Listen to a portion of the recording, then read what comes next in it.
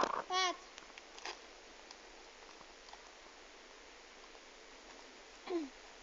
A wyżej nie wejdziesz?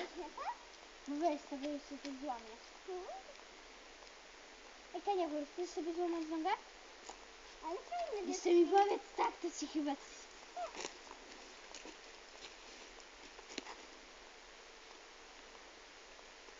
A teraz zrób zdjęcie z koszy. Nagrywasz?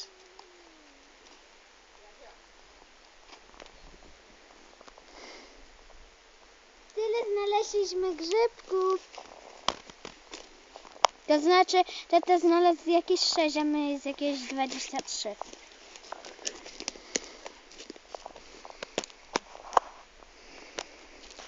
Maja, wyżej się nie da?